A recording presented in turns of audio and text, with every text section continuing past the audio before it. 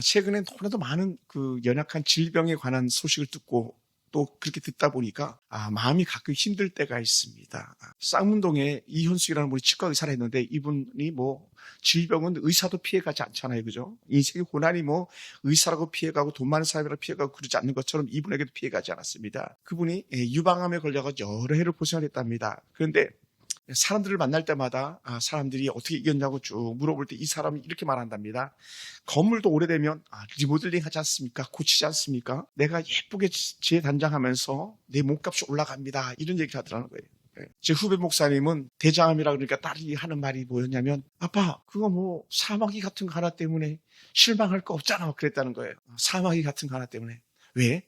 자기를 중학교 때 난수암을 알아봤고 완전 치유돼가지고 지금 잘 쓰임받고 있거든요. 그러니 그 딸이 보기에는 아빠 그 문제 안 돼 이런 소망의 말을 주지 않는가 생각됩니다. 은혜죠. 여러분 성경에 보면은 다양한 우상들이 많이 나오는데 그중에 헛된 것들에 대해서 두 가지만 먼저 한번 서론적으로 살펴보겠습니다. 바알세불하고 예수님 시대도 많이 나오고 구약에도 많이 나오는데 바알세불이 뭐냐 할 때 이걸 약간 비틀어가지고 유대인들은 빈정거리는 듯하게 발음상 언어 유희라 그러는데 발음상 빗대어서 바알세불이라고 말하는데 사실 이 바알세불은 파리 대왕이다 이런 뜻을 가지고 있어. 파리. 근데 가만히 보니까 왜 파리를 갖다가 이렇게 그들이 신으로 섬겼다라고 이렇게 추론하냐면 파리는요 정말 무서운 존재를 여겼다는 거예요.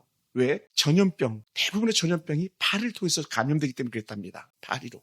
또 하나는 파리가 우리 깃전에서 울면 날아다니면 윙윙 소리가 나잖아요. 소리가 윙윙 소리가 납니다. 그래서 이 파리가 모든 소리를 다 신의 소리를 들려주는 그런 상징적인 존재랍니다. 그래서 파리 대왕 바알세불 이렇게 얘기했다. 원래는 바알세불이 아니라 바알세북 이런 의미를 가지고 있다라고 하기도 하는데 꼭 그런 건 아닙니다. 그 바알세북이라고 했을 때는 높은 초소 또 거룩한 궁전 이런 표현을 가지고 있기도 하는데 사실은 이 후자 높은 궁전이나 정말 좋은 처소를 얘기하는데 아마 쓰임받지 않을까 생각되는데 어쨌든 빈정거리는 투로 바알세불 이렇게 불렀다는 것이죠.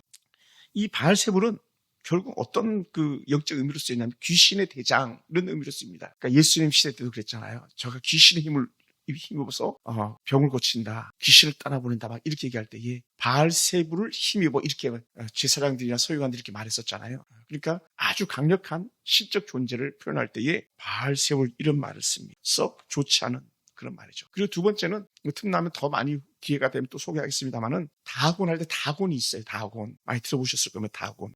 이 다곤은 어디서 처음에 등장하냐면 삼손이 연자맷돌을 돌리던 그 신전이 다곤 신전이에요. 다곤 신전. 이 다곤이라는 표현이 뭐냐면 곡식이라는 그런 의미를 갖고 있습니다. 곡식. 곡식. 그러니까 그 당시에 많은 출세의 의미를 가지고 있는 그런 신을 섬길 때 다곤신이라 말하는데 이게 귀귀한 게 뭐냐면 여러분 절에 가본 사람들 혹시 알지도 모르겠는데 가끔 절에 가보면 그 어떤 그 형상 위에다가 물고기 한 마리 쭉 해놓은 게 있어요. 물고기 오만 것 뭐 용도 있고 뭐 뱀도 있고 막 다양하게 있잖아요, 그죠? 근데 그 중에 물고기를 이렇게 해놓은 신도 있는데 이 다곤 신이 뭐냐면 바로 물고기 신이에요. 물고기 신. 물고기를 신으로 숭배했다는. 그러니까 물고기 풍요로움을 그들이 누리기로 했다는 거예요. 그러니까 당시에 블레셋은요 이 바다를 끼고 있었기 때문에 충분히 바다에서 많은 물고기 잡기를 원했던 그런 마음도 있었던 것 같습니다. 뭐 그리스 신에는 포세이돈이라는 그런 신이 있어요. 포세이돈, 그게 바다의 신인데, 이 그런 것처럼 이 당시에 물고기를 신으로 섬기는 그런 일들이 있었다는 것이죠. 참으로 부끄러운 그런 일이 아닐 수가 없습니다. 그리고 이제 두 번째 등장하는 게 우리 읽지 않았지만 그 앞에 나오는 본문들 속에 나타났는데 여호와의 언약궤를 갖다 다곤 신전에 뒀더니 다곤 신전의 신상이 그냥 쓰러져 버려 있는 그런 모습을 바라봅니다. 신전에. 그래서 후에는 또 손목과 머리가 끊어져 버린 거예요. 여호와의 법궤를 갖다가 그 다곤 신전에다 뒀더니 처음에는 쓰러져 있었는데 아이고 신전 쓰러져 있네 하면서 일으켜 놓고 여전히 법궤를 그 안에다 뒀을 때에 그 다음날 가보니까 머리와 손목이 다 잘라져 버린 그런 일들이 발생했을 때 그곳이 바로 이제 다곤 신전 안에서 일어났던 일들이죠. 그 다곤 신은요 사실은 블레셋에는 5개 도시가 있는데 주로 가사나 아스돗에서 이런 해양을 끼고 있는 그런 도시에서 특히 잘 섬겼던 신이 바로 이 다곤 신이라고 말합니다. 아주 다양한 그런 일들이죠. 사실은 우리도 옛날 우리 살던 시대에 보면은 다양한 강이나 또 바위나 또 때로는 나무나 산을 신으로 섬기는 그런 예들을 얼마든지 볼 수 있습니다. 최근에 우리 예전에 어렸을 때 동네 형들을 이렇게 알게 돼가지고 카톡에 올라오는데 보면은 그런 게 있더라고요. 무슨 제사 지낸다고, 산 제사 지낸다고 뭐 어디서 모여가지고 갑시다, 버스 대절에서 갑시다, 뭐 이런 거 있더라고요. 고향 그 손후배 드렸으니까. 그러니까 산에 제사를 지내는 거예요. 산에 기제사를 해야죠. 무슨 제사인지 모르겠지만 기제사가 뭔지 모르겠지만 그 기제사를 지낸다고 하면서 다양한 그런 일들이 있어요. 그러니까 여러분, 하나님 안에 헛된 우상을 섬기지 말라고 하는 충분한 이유를 갖다 우리 볼 수 있는 거예요. 어떻게 물고기가 우리 신이 되겠고 나무가 우리 신이 되겠고, 여러분 그렇지 않습니까? 강이 우리 신이 되겠고, 모든 것은 피조물은 우리 하나님께서 만드신 건데 하다보다 날아다니는 파리가 어떻게 신이 되겠는가 생각해 볼 때 아주 기가 막힌 그런 일인 거죠. 사실 인어 공주 할 때 인어가 어떻게 합니까? 반신 반어 아닙니까? 반은 물고기 반은 사람이죠. 사실 그게 어찌 보면 다곤신에서 찾아온 그런 유래일 수도 있는, 충분히 그럴 수 있는 그런 일들인 거죠. 그러니까 얼마나 헛된 신들이 많이 있습니다. 뭐 우리가 지나다니지만 스타벅스, 별다방으로 말하는 스타벅스 곳곳에 이렇게 보잖아요. 막 전 세계에 막 스타벅스가 깔리잖아요. 어느 도시가나 스타벅스는 거의 다 있더라고요. 제가 외국을 가보니까. 근데 이 스타벅스 신이 그 여자애가 왕관 하나 쓰고 있는 그 여자애가 신이거든. 신. 어떤 신이야? 사이렌이라는 신이네. 사이렌이라는 신. 사이렌. 그러니까 그 여자가 부르는 노래를 바다에서 어선을 끌고 가는 그런 사람들, 혹은 그 여행하는 사람들이 그 소리를 들으면 그쪽 빨려 들어간다. 다 빨려 들어가. 그래서 다 사라져 버리고 말. 그러니까 사이렌 소리를 못 듣도록 하기 위해서 우리는 또 다른 사이렌을 갖다가 울리는, 지금 삐 울리잖아요. 경고 소리. 껴있어라. 막 이런 소리를 들려줘요. 그러니까 우리 중학교, 초등학교 때까지만 해도 민방 훈련하면 사이렌 소리 들린다 막 그랬잖아요. 그죠? 그때 그 사이렌이 사실 신의 소리. 경고의 소리다.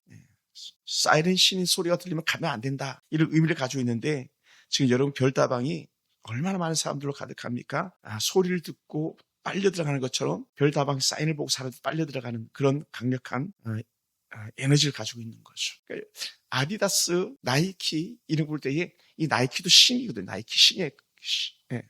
다 그리스 신화에 나온 신들이에요. 그러니까 우리 조금만 돌아보면 다 얼마나 영적인 그 세계 속에서 우리를 휘어잡고 있는지 갖다 보게 되더라는 거죠. 올림픽도 사실은 다 신들의 제전이거든. 신들을 위해서 드렸던 그런 스포츠 게임들이었던 것이 사람이 유익을 해서 했던 게 절대로 아니었다는 거예요. 오늘 우리는 다곤신 때문에 제가 이런 얘기를 쭉 서론을 드렸는데, 우리가 아주 익숙한 본문이 사실은 벳세메스로 가는 두 소 아주 익숙한 본문이죠. 그런데 하나님께서는 이 정말 하찮은 소 두 마리를 통해서 하나님의 살아계심을 드러내는 그런 은혜 본문이 바로 벳세메스고, 벳세메스가 또 암소고, 그 영적 교훈을 우리가 많이 들어요. 그래서 이 본문을 치사 선택해서 설교할 때는 주로 어느 때냐면 전적인 순종을 얘기할 때에 벳세메스로 가는 소처럼 이렇게 설교 제목을 잡고 설교하는 경우가 많이 있어요. 충분히 그럴 만한 본문이었던 거죠. 여러분, 이스라엘 법궤를 갖다가 아주 형편없는 제사장들 때문에, 또 사람들 때문에 여호와의 법궤를 블레셋에게 빼앗기잖아. 엘리의 두 아들 홈리와 비나스 시대 때 백성들이 전쟁이 치다 보니까 블레셋에 막 패하는 거예요. 그러니까 어떻게 돼요? 사람들은 야, 우리가 여호와의 법궤가 없어지나 보다. 법궤 없어지나 봐. 여호와의 법궤를 가져와라 해가지고 그 실로에서 법궤를 가져다가 전쟁터에 가지고 나가는데, 재밌는 게 뭐냐면, 우리가 본문을 다 읽지 않았지만 전반부 보면 블레셋 군대가 여호와의 법궤가 오니까 깜짝 놀라는 거예요. 막 두려워하는 거예요. 두려워하다가 그럼에도 불구하고 우리가 싸우자 하면서 블레셋 사람들이 이스라엘 백성들을 대적해서 싸우는데 아주 압승을 하고 말죠. 그리고는 여호와의 법궤를 빼앗아가는 그런 참담한 일이 벌어졌습니다. 그러니까 이 법궤를 빼앗기는 순간에 하나님 은혜의 징조가 우리가 잘 아는 것처럼 엘리의 며느리를 통해서 증거가 되었잖아요. 마침 엘리의 며느리가 아이를 일찍 낳습니다. 놀래가지고. 그리고 아이를 낳고 죽어가면서 했던 말이 뭡니까? 우리가 잘 아는 것처럼 이가봇이라는 단어를 쓰잖아요. 뭐라고요? 법궤를 빼앗겼다 보니까 뭐가 떠났어요? 여호와의 영광이 떠났다, 이렇게 돼버리는 거예요. 저는 우리는 이렇게 말해야 돼요.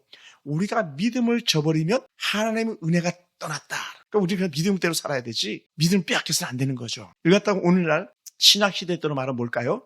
성령의 충만함을 우리가 지켜야지, 성령의 충만을 빼앗기면 이가봇이 있다는 거예요. 은혜가 떠났다. 그러니까 무시무시한 말을 하는 거예요. 요한계시록에 내 촛대를 옮겨버리겠다, 막 이런 말 있잖아요. 이거 우리의 은혜를 빼앗아가겠다, 막 이런 표현이거든요. 어쨌든 우리 속에서 어떤 형편과 상황에 놓여 있더라도 뭐를 빼앗기면 안 되냐?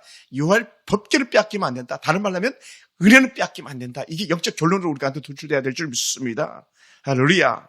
할렐루야. 그러니까요, 이가봇이라는 아이는요, 두고두고 봐도 뭐냐? 불행한 아이인 거예요, 불행. 예, 불행하다. 얼마나 불행합니까? 이가봇이라는 이름을 부를 때마다 이스라엘의 수치, 이스라엘의 슬픔, 이스라엘의 비극이 막 시작된 그런 순간이었거든요. 벗개를 빼앗기는 순간에 아주 비극적인 일들이 일어납니다.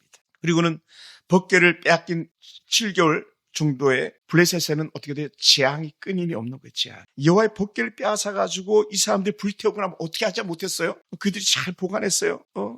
막 벗개가 금으로 싸져 있었으면 얼마나 좋았고, 얼마나 보기 좋다고 막 그랬겠습니까? 그럼에도 불구하고 제가 생각할 때 그런 마음이 있는 것 같아요. 블레셋 사람 역시 벗개에 대한 두려움이 있었을 거다. 왜? 이스라엘의 신이었거든요. 이 블레셋 두려웠던 게 뭐냐면 저 백성들이 광야를 어떻게 견뎌냈는지, 가나안 땅에서 어떻게 했는지 이 블레셋 사람들 잘 알고 있었거든요.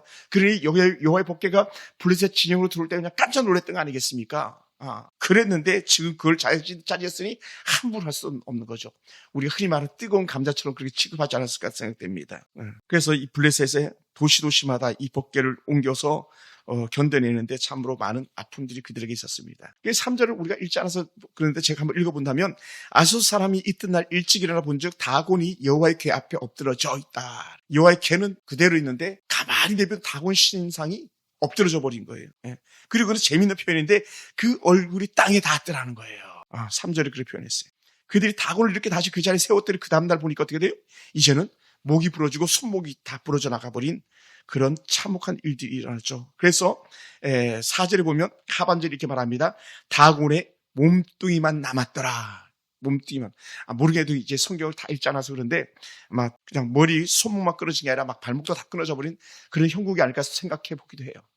성경에서는 뭐 머리와 손목이 끊어졌다 그랬었는데 몸뚱이만 남았다니까 뭐 이게 쉽지 않은 그런 표현들 아니겠습니까? 여러분, 그러니까 우리는 이 방의 헛된 신들은 결국은 어떻게 돼요? 아무것도 아니라는 거예요. 그러니까 이사야 선지자가 41장, 42장, 43장, 44장, 45장까지 쭉 얘기하는 것 결론은 뭐냐면 이 방의 신들은 헛것이다 이 얘기를 하는 거거든요.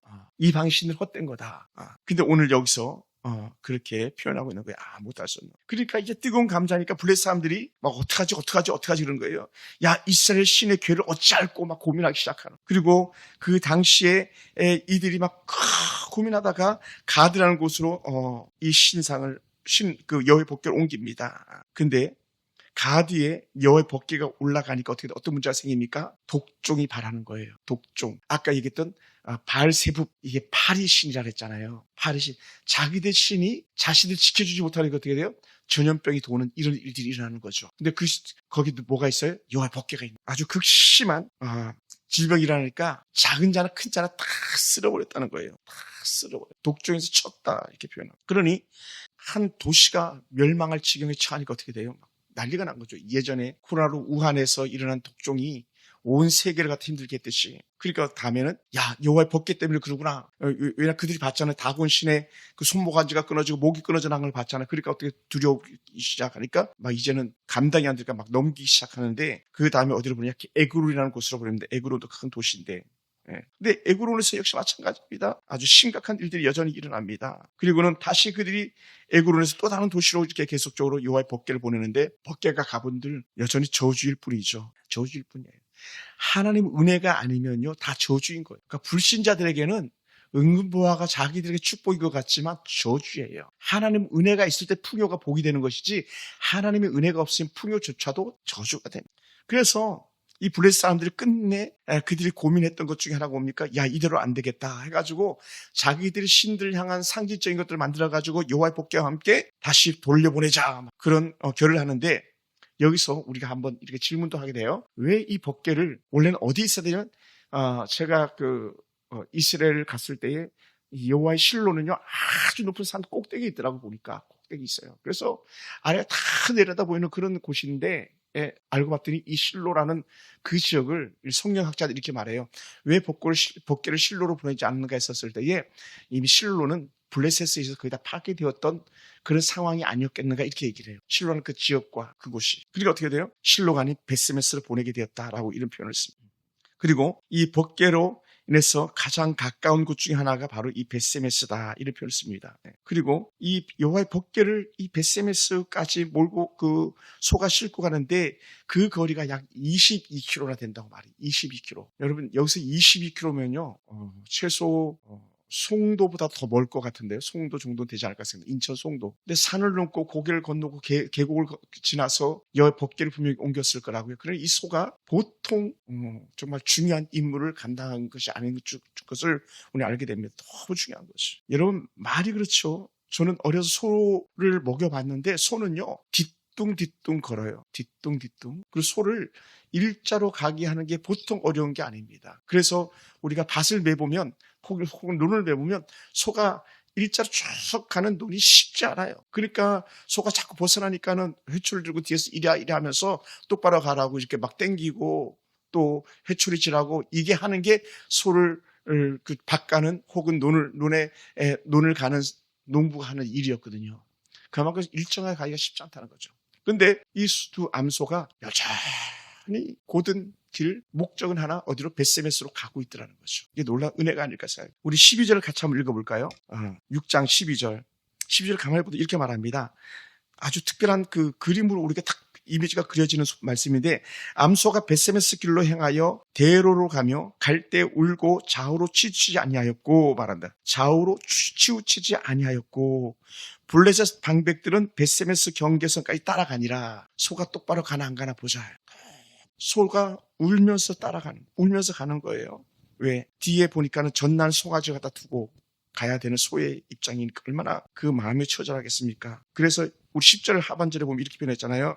송아지들은 집에 가두고 전날은 두 마리 소니까 송아지는 집에 가두고. 그러니까 이 일은 철저하게 이 벳세메스로 가는 이 소를 주관하는 분은 누구냐? 하나님이시다. 이것을 오늘 사무엘 저자는 우리에게 보여주고 싶은 그 영적인 교훈이 우리한테 분명히 있습니다. 그러면서 우리에게 주신 은혜가 뭐냐 했을 때에 이게 바로 똑바로 갔다, 좌우로 치우치지 않았다, 이 말 자체가 뭐냐면 놀라운 은혜가 있는데 그대로 직진에 따라가는 아샤르라는 그런 단어를 쓰고 있다는 거예요.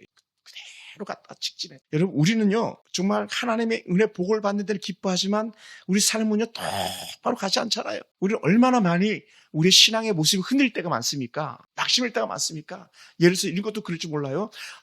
교회를 갈까 말까? 예배 드릴까 말까? 헌금할까 말까? 내가 봉사할까 말까? 전도 나갈까 말까? 기도할까 말까? 막 우리 늘 갈등 속에 있는 건데 어쩌면 이게 좌우로 막 쓸리고 자는 그럴 때에 기준을 딱 잡는 게 중요한 거예요. 기준을 잡는 게. 오늘 애들이 둘 다 바빠가지고 오늘 오지 못했는데 예를 들어서 막 빨리 일 다 해놓고 막 교회로 달려가야지 막 이런 마음이 있다면 얼마나 좋겠습니까만은 뭐 학교 일이라 또 개인 또 일이라 오지 못했지만 우리에게 늘 그런 갈등 속에 있는 거 직진한다는 게 결국 쉽지 않은 거죠. 근데 우리는요 이 벳세메스로 가는 소 두 마리를 통해서 깨달아야 됩니다. 우리는 믿음은 직진이다. 믿음은 직진이다. 꼭 그렇게 기억하기 원합니다. 할렐루야. 여담입니다만은 제가 지난주일 만나 벌써 지난주일 설교를 하고 돌아오는 길에 예전에 왔던 우리 이년희 사령관님 그 교회에서 그렇게 크게 멀지 않아서 제가 잠깐 신방을 좀 하고 왔습니다. 뵙지는 못했어요. 안 나오셔가지고 오지 말라고 막 그래가지고 제가 과일 박스를 사가지고 또 제가 사례를 받았으니까 사례를 가지고 이렇게 좀 드리려고 하는 마음 가지고 계속 가고 싶었는데 못 가서 노인 두 분 사시니까 얼마나 힘들겠어요. 86세 어르신 할머니 할아버지가 사시니 얼마나 걱정이 되는지 모릅니다. 그래 갔더니 적적을 내시니 제가 그냥 사모님한테 드리고 말았거든요. 그래서 사령관님이 받으면 큰일 난다고 안 된다 그럴 텐데 웬걸요. 제가 돌아오는데 막 전화가 온 거예요. 사령관님한테서 왜 이런 걸 두고 갔냐고. 그러면 안 된다. 지금 아파트 문 밖에 내놨으니까 빨리 와서 하자라고 막 그러시고. 제가 그 사령관님 무서운 분이 그건 확실하거든요. 사령관님 그게 아니라니까요. 제가 사령관님 얼마나 좋아하는데요. 그리고 사령관님 제 평생 은인 아닙니까? 막 제가 그랬어요. 평생 제 은인 아닙니까? 막 그랬더니 사령관님이 아니 그게 생각을 해봐. 받는 사람 마음도 이해해줘야지. 주는 사람 마음만 이해하면 안 되는 거야. 막 그렇죠. 귀도 안 들리니까 막 엉뚱한 소리 하시면서 그리고 한 시간 정도 지나고 나니까 전화가 또 왔어요. 사령관님한테. 내가 그러면 가져온 과일하고 제가 군고구마도 있어가지고 한 이만한 그 3개를 사서 드렸거든요. 막 뜨거워서 손도 못 대는 막 고구마하고 과일을 내가 먹을 테니까 돈은 내가 목사님 계좌로 보내주겠다고 하면서 빨리 제자 부르라고 막 하면서 막 닥달하셔가지고 시간이 한참 좀 지난 다음에 또 버티다가 결국 계좌를 불러드렸는데 정말로 바로 이 입금이 됐더라. 강직한 거예요. 강직. 장군들 흔들림이 없는 거죠. 그러니까 그분들 삶의 기준이 있는 거죠. 이전에도 제가 막 사례드렸더니 막 노발대발하시면서 이런 걸 왜 주냐고 하면서 제가 판문점 모시고 왔을 때도 오히려 광명교회가 사례를 줬는데 그걸 갖다 저한테 다 넘겨주셨던 그런 적도 있습니다. 그때 아마 100만 원이니까 제가 받았던 것 같아요. 물론 다 헌금하고 많은 겁니다만. 그만큼 강직함이 있는데 여러분 신앙은요 지조라고 말하죠. 지조. 고든 신앙. 나무를 표현하면 무슨 나무가 있을까요? 그렇지 백족 같은 신앙 그죠? 대나무. 또 소나무 말하면 사시찰 풀청청 소나무. 사시찰 푸르잖아 소나무는. 그런 절개 있는 신앙이 돼야 된다는 거죠. 이 암소는 그랬다는 거예요. 뭐에 따라서? 하나님의 뜻에 따라서. 우리가 그래야 되는데 우리는 거기 잘 흔들려요. 잘 흔들려요. 말에 그렇죠. 송아지를 집에 가뒀다는 건 조건이에요. 조건. 암소는 절대로 송아지를 떨어뜨려 놓으면 안 되는 거잖아요. 소 눈물 흘리는 거 보신 적 있어요? 소 울 때 눈물 흘린다 그러잖아요. 저도 본 적이 있거든요. 얼마나 소가 힘들었겠습니까? 울면서 이 벳세메스로 가고 있는 중이잖아요. 오늘 우리가 자녀 문제라면 우리는요 두 손 두 발 다 들잖아요. 저도 마찬가지예요. 저도 우리 하은이 문제라면요 두 손 두 발 다 들어요. 하은이 문제에서 이길 사람 없고 하은이 문제에서 이길 사람 없을 것 같아요. 부모로서는요. 근데 이 손은 노 하잖아요. 비록 울며 갈지라도 나의 목적지는 벳세메스와 거기라서 꾸준히 가잖아요. 무려 약 22km 되는 거리를 여러분 자식 소중하지 않은 부모가 어디 있겠습니까? 돈 소중하지 않은 사람이 어디 있겠어요? 내 시간 소중하게 여기지 않는 사람이 누가 있겠습니까? 자기 몸을 소중히 여기지 않는 사람이 누가 있겠어요? 근데도 불구하고 이렇게 꾸준히 가는 거예요. 꾸준히. 이런 부분에 대해서 예수님께서는 이렇게 해석해 주시는 것 같아요.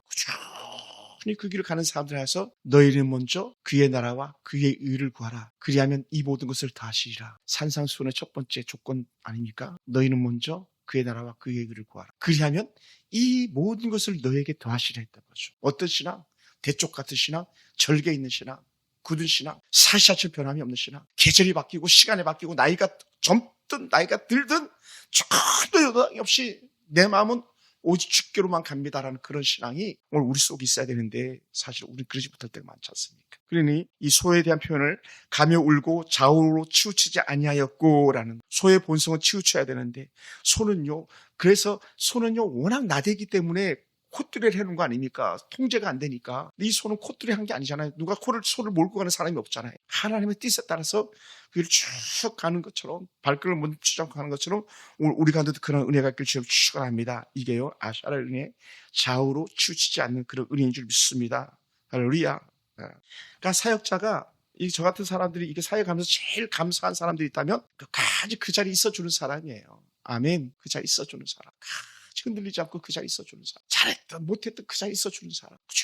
꾸준히 그 길을 가주는 사람. 그 사람이 최고인 거예요. 어제도 예배 중에 우리 그 회장 목사님 설교를 하는데 이렇게 말씀하시더라고요. 어깨에 무게를 감당하라 이렇게 하시더라고요. 갈라디아서 교회를 향해서 사도 바울이 주시는 메시지 또 디모데에게 주시는 은혜 메시지를 쭉 보면은 사명 감당할 때에 어깨의 무게를 감당하라. 그래서 제가 탁 떠올랐던 게 뭐냐면 지난주 우리 설교가 그거였는데 사실은 제사장의 헌신들 다 어깨의 무게를 감당하는 사람들 아닙니까? 오늘 우리 교회에 우리 집사님들 오셨지만 또 우리 귀한 집사님들 계시고 우리 어린 아들 딸들도 있지만 우리들이 지금 이 길을 가는 건요 어깨에 무거운 여호와의 법궤를 짊어지고 가는 사람인 거죠. 새끼를 뒤에다 두고 벳세메스라는 곳을 향해서 가는 그 암수의 처절한 걸음이 끝까지 멈추지 않는 것처럼 오늘 우리가 신앙으로 사는 사람들의 발걸음은 계속 그렇게 가야 된다는 거예요. 할렐루야. 이게 은혜예요, 여러분. 우리는 좀 더 재밌고 좀 더 즐겁고 좀 더 많고 좀 더 희낙낙거리고 막 그렇게 신앙생활하는 것도 좋겠지만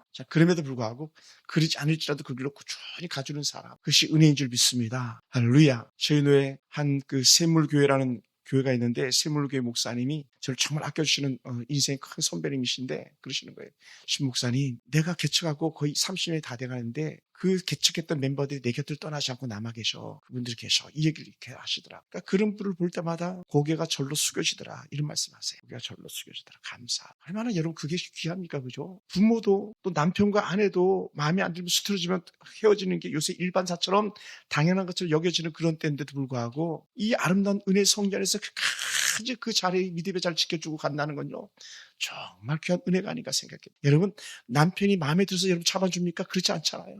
여러분, 자식이 마음에 들어서 참아줍니까? 그렇지 않잖아요. 우리는 자식이 이쁘든 자식이 밉든 남편이 곱든 밉든 우리는 끝까지 당신은 나의 영원한 동반자라는 그 하나 때문에 우리 흔히 했던 우리 어머님 세대 때 주례사 검은 머리가 팥뿌리가 되도록 말 뜻도 그때 몰랐어요. 무슨 의미인지도 몰랐어요. 나중에 나이 들어서 알았어요. 팥뿌리 발음도 그 좋은 발음이 아니어서 잘 기억하지도 못해요. 알고 봤더니 백발이 성사하도록 우리는 헤어지지 않습니다. 죽음이 우리를 갈라놓기 전까지 헤어지지 않습니다라고 하는 그 신실한 고백 때문에 가는 것처럼 우리의 신앙도 마찬가지라는 거예요. 직장 신앙, 모든 걸 내어놓고 가는 그런 은혜 신앙이 우리의 신앙이 되길 주님 축원합니다. 그러면서 주신 은혜가 뭐냐? 따라해서 끝까지 갑시다. 끝까지 가는 겁니다. 아멘. 왜 그렇습니까? 이 벳세메스로 가는 소는요, 중간에 포기하지 않았어요. 끝까지 그 길 갔어요. 그리고 가가지고도, 그 소가 가지고 있는 건요, 특별한 헌신이에요. 헌신. 이 벳세메스라는 곳은요, 좀 주술적인 그 이름의 뜻이에요. 베트가 이제 집이라는 그 뜻이거든요. 벳세메스 태양의 시집이다. 이런 의미를 가지고 태양의 집. 그곳에 마지막 도착해서는 이 소가 어떻게 됩니까? 자신을 제물로 드리는 그 상황이 된 거예요. 이스라엘 백성들이 여호와의 법궤는 따로 놓고 그 소가 끌고 왔던 수레는 화목으로 쓰고 그 위에 이 두 암소는 제물로 쓰는 이런 일이 일어나잖아요. 그러다 보니까 머리에 막 때리는 게 뭐냐? 우리가 잘 아는 사도 바울. 요즘 같으면 사도 바울은요, 사도 바울 사역 마쳤습니까? 교회, 이렇게 수많은 교회 개척했으니 얼마나 했었습니까? 바울 목사님, 50억 가져가세요, 100억 가져가세요, 막 돈 싸질 못 주고 가도록 만들어주기도 하고 막 그러잖아요. 아파트, 사도 바울 정도는 최소한 50평 아파트 살아야 되지. 우리 위해서 얼마나 고생했습니까? 하면서 막 그렇게 되는 거잖아요. 요즘 문화가 막 잘못된 문화예요. 잘못된 문화. 세상 그렇게 하면 안 되는. 근데 어떻게 하겠어요. 세상이 그런 거. 근데 오늘 사도 바울은 어떻게 했습니까? 완전한 제물이 됐잖아요. 완전한 제물. 그 남아있는 그 생명 하나, 그 명주라 말하는 그 목숨 하나까지도 마지막 관제라고 말하는 마지막 제사에 쏟아붓는 포도주처럼 내 자신을 하나님께 드린다라고 고백했잖아요. 이게 벳세메스 가는 소예요. 벳세메스 가는 소. 소의 은혜 결말이에요. 우리는 계속, 우리는 좀 더 많이, 좀 더 많이 이런 욕심들이 우리 가운데 있을 수도 있는데 이 소는 그렇지 않았다는 거죠. 산 제물로 다 드려진. 정말 누가 하는 말이 그러더라고요. 소는 버릴 게 아무것도 없다 그러더라고요. 소는 그 뼈까지도 버릴 게 없다 이렇게 얘기합니다. 그러니까 그럼 일반 소에 대한 평가이긴 합니다만은 오늘 우리 삶이 아무것도 버릴 것 없는 그런 존재지만 우리 하나님을 위해서는 모든 걸 버릴 수 있는 그런 사람이 되어야 된다는 거죠. 그러다 보니까 어떻게 돼요? 나는 없어야 되는 거예요. 나는 없어야 돼. 나는 없고 오직 주만 있나이다. 이거밖에 오직 주님만 보입니다. 근데요, 여러분 죄송합니다. 이렇게 설교하는 저 자신도 사실은 너무 어려운 거예요. 그래서 사도 바울을 쉬웠을까요? 바울도 그게 쉽지 않았다는 거예요. 그러다 보니까 사도 바울은 어떻게 했습니까? 나는 날마다 죽노라. 다른 말로 하면 이렇게 표현해도 될 것 같아요. 나는 날마다 내 자신을 부인하더라 하는 거죠. 내 자신을 부인, 자기 부인. 예수님께 말씀하셨던 십자가 길은요, 나는 없고 주만 보일 때 가능했기 때문에 자기 부인할 때만 이루어질 수 있는 은혜라는 거예요. 할렐루야. 우리 그걸 기억해야 그게 쉽지 않은 거죠. 그러다 보니까 제가 이 말씀에 결론적으로 말씀드리면 이렇게 표현하고 싶어요. 내가 드러나면요, 내 사명은 실패하는 거예요. 다른 말로 하면 저 두 마리의 소가 뒤에서 오는 송아지를 생각하면요, 이 소들은 벳세멜스로 결코 갈 수가 없는. 반면에요, 하나님이 이끄시는 믿고 나가면요, 우리는 끝까지 갈 수 있는 거예요. 그게 뭐냐? 바로 이거예요. 내가 죽으면 주님께서 내게 맡긴 사명은 완수되어지더라라는 거죠. 할렐루야, 할렐루야. 쉽지 않은. 그럼에도 불구하고 우리는 그 길 가려고 일어선 사람들이잖아. 그 길 가려. 근데 살아보면 왜 이렇게 걸치락거리는 게 맞는지. 여러분, 말이 수레바퀴가 돌에도 덜컹덜컹 걸리기도 하잖아요. 그죠? 우리 인생에 덜컹덜컹 걸릴 일들이 얼마나 많았겠습니까? 그렇다 보니까 어떻게 돼? 덜컹 걸릴 때마다 삐뚤어 나갔다면 우리는 이미 여기 없는 거죠. 그럼에도 불구하고 다시 수정하고 다시 그 길 가는, 방향을 다시 수정해서 그 길 가는, 좌우로 치우치 않고 가려고 하는 그 소의 몸부림, 하나님의 은혜의 이끌림이 오늘 저와 여러분 가운데 있길 주님의 축원합니다. 할렐루야. 사랑하는 성도 여러분, 말씀을 마무리하겠습니다. 오늘 우리 가만히 돌아보시기 바랍니다. 오늘 우리에게 이가봇의 영광이 떠난 은혜인가, 아니면 여전히 여호와의 영광이 우리 가운데 함께하는 은혜인가를 살펴보시기 바랍니다. 여전히 난 하나님의 은혜 가운데 있습니다. 이 고백하고 있습니까?